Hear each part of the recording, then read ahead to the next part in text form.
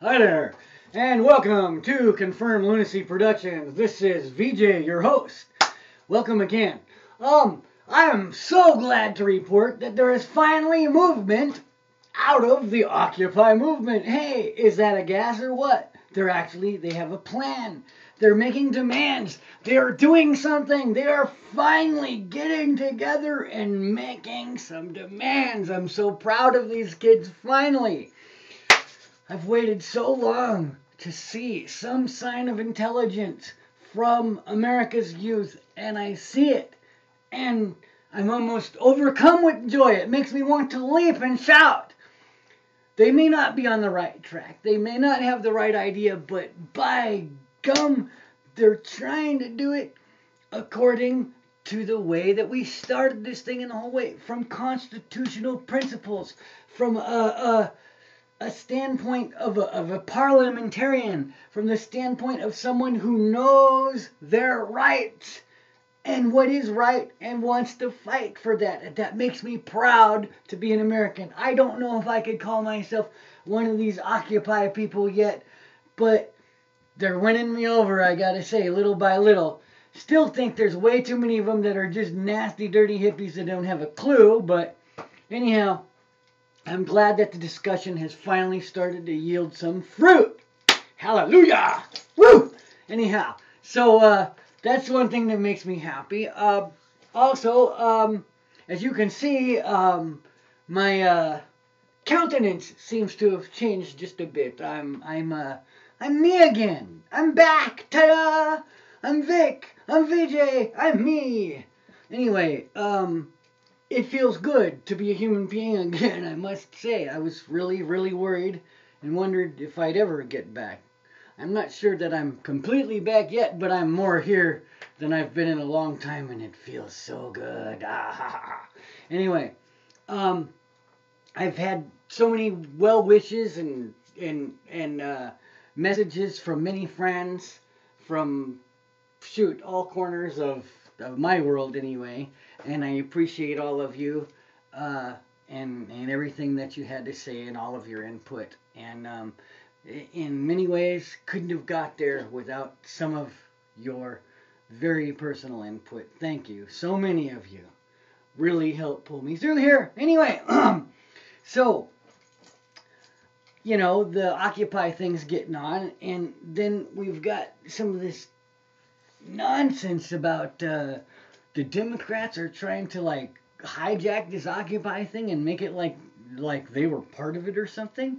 The Democrats are the furthest thing from freedom or what the people want than anything. I mean, even the Republicans are closer to what the people want than the Democrats are. My God. Anyway, still, my message today is, people, do not let anybody hijack your movement if it is of the people, and this movement. I mean, those are just people out there that I see.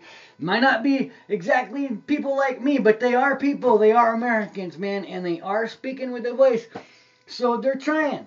And so what my message to them is, don't get sidetracked. Don't get hijacked, man. There's going to be people coming at you from all sides trying to offer you this and that, to maybe promote a little this or that, or, to take your eye off the prize. And the prize is a free America. The prize is us having our God-given freedoms back and not having the big machine tell us what's right and what's wrong. Never again, if we get back our government, shall we let it fall into the hands of the bankers. We were warned about this so long ago, so strongly, so fervently warned about this by our founding fathers. Anyhow, we're listening now. I mean, even the kids who think they're socialists are listening to our founding fathers, which I think is freaking fantastic, because they're going to find out real soon that they're really not socialists, that they really believe in good old-fashioned capitalism the way our founding fathers laid it out, man.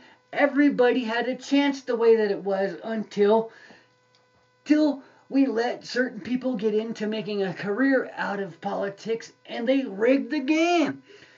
It's career politicians that made this thing the way that it is more than anything else. So the very first thing that we have to do if we get any power at all is demand term limits in every single office across this country. We've got to get term limits.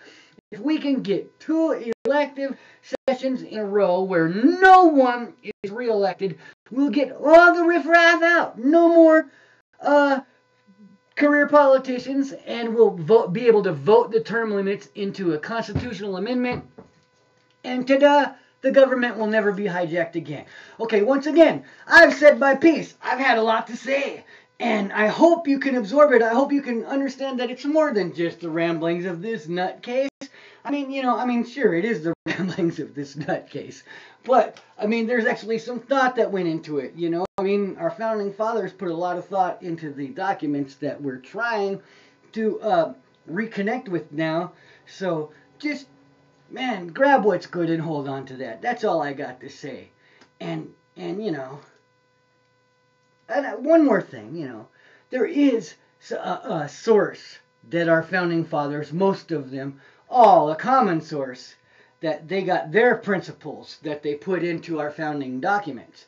That source was their Christian faith, the Bible, certain beliefs that they had, understanding of what God meant to them, of what anyway.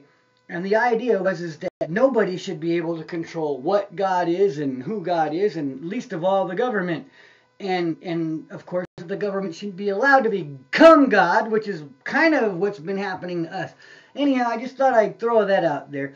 We need to turn this whole deal around, man, and get back to the basics, and we'll be cool, man. I'm just hoping that this is the movement that can do it. If anything can, maybe this can. The Tea Party, I don't care what party, man, or if there's no party, man. I just want to get along with the celebration of we did it, man. I want to say, yes, we took the country back. See you next time. And until then, of course, may all of your lunacy be confirmed. Bye.